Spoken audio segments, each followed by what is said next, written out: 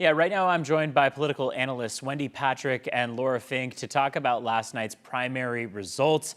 A lot that has happened over the last, 12 hours. But specifically since late last night through this morning, we might not have gotten a ton in terms of new numbers, but you were both saying that there's still a lot of insight when we wake up this morning. And for viewers at home who are joining us, what's the newest information we can gather from the results?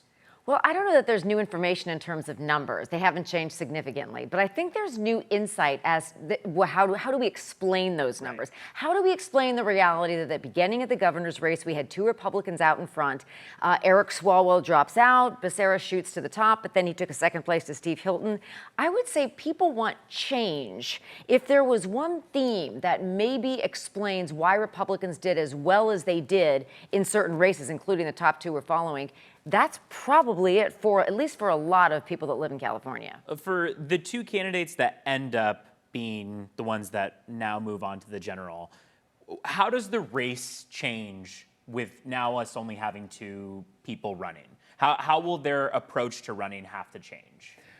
Well, it becomes a lot easier for Javier Becerra because he has a massive numbers advantage, and it becomes, a sort of difficult uphill climb for Steve Hilton simply because of the numbers. Now, the question is, since Arnold Schwarzenegger, you haven't seen a governor surmount that, and the gap has only gotten wider. But the question is, what does Steve Hilton want to get out of this race? Does he want to run a campaign that then allows congressional candidates that are running below the ticket to have better turnout, to give Republicans something to show up at the ballot box for? So they really, and of course, I'm sure he wants to win, just knowing that the challenge is steep. But that they have to look at different goals on the Republican side because there's a larger issue at play here. But I think to your earlier question, it taught us that the laws of political gravity continue to apply. We see one Republican, one Democrat, right. Republicans consolidating support, Democrats, even in this wild split field, finding their candidate who had a large margin of victory. And you know what's interesting about that observation about what's going to happen with Hilton? I would say the same thing about Spencer Pratt.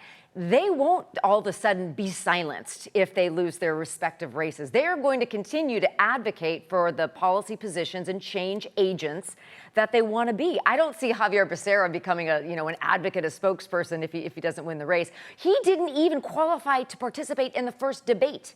That is how far behind the rest of the candidates he were. We forget about that because now I almost called him the front runner. He is now second in right. command, but that could change between now and November. He's arguably the front runner, just given the numbers. We had heard a soundbite of Chad Bianco's reaction to Hilton being first, and he said, there's no way a Republican could win governor in the state of California with the way that politics are set right now.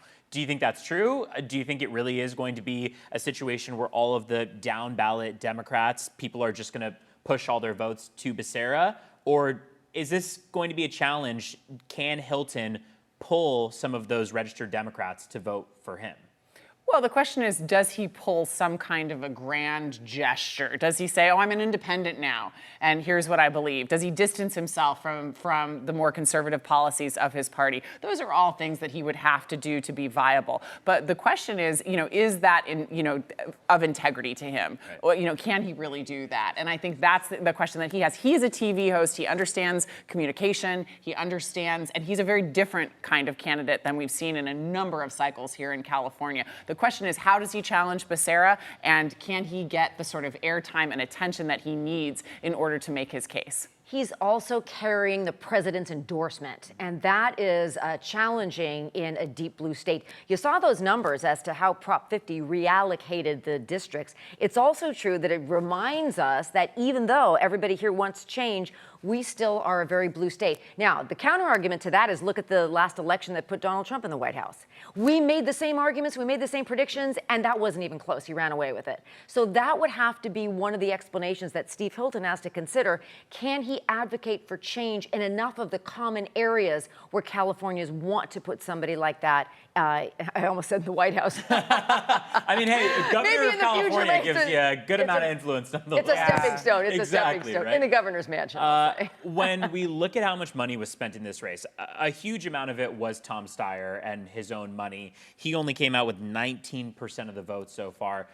Do you see this as kind of a standalone where, a multi-billionaire was able to influence this race and it stands alone, or is this going to be just every 2 years now we look at, whether it be governor races or House seats or Senate seats, just people spending more and more? Do you think this governor race is kind of a standalone, or is? Well, I think obviously the totals are going to increase. Tom Steyer's unique. We do mint a lot of billionaires in California and throughout the nation. That K-shaped economy, income inequality, it's real, and so you see that there'll be more opportunity for people like the Michael Bloombergs of the world, the Tom Steyers of the world, to throw their hat in the ring and just open their checkbook. And I think and with campaign, but that being said, Javier Becerra raised a ton of money, a ton of institutional money, a ton of small dollar money, and yet here we are in sort of a similar position. We have a sort of moderate Democrat, although different people would argue different things, but Tom Steyer ran to the left of him. We have a traditional California Republican, albeit from the Isle of England. So we see something here where there is this sort of gravitational pull to sort of the same and the center. And this is with, you hear all the talk online about far left and far right. We managed to escape that here. Yeah, right. I think we're chasing a lot of the billionaires out of California due to some of the policies and regulations we're instituting, especially if you have a second home in San Diego, I guess, although I think that was voted down. One thing that we look at when you have a billionaire running for office, no matter what it is, I mean, Donald Trump says he was a billionaire. What are they going to do with the money? Show me the money, show me the results, but also, do you, in addition to having that kind of money, are you just buying a seat? I mean, we know California is not for sale. Or are you so invested because you love this country, you love the state, that you're going to use what you have to better the lives of everybody else? When you run too far to the left, or I would even say if you're running too far to the right, you don't relate to as much of the electorate. You saw that map. You don't relate to as many people as you need to win any seat anywhere. So maybe that was one of Tom Steyer's challenges, is it's more than money, it's also a message. Thank you both for your insights. Still a lot of votes to be counted. Another 40% or so that we have left. So things could change, and we'll be, of course, keeping you updated at home on those latest numbers.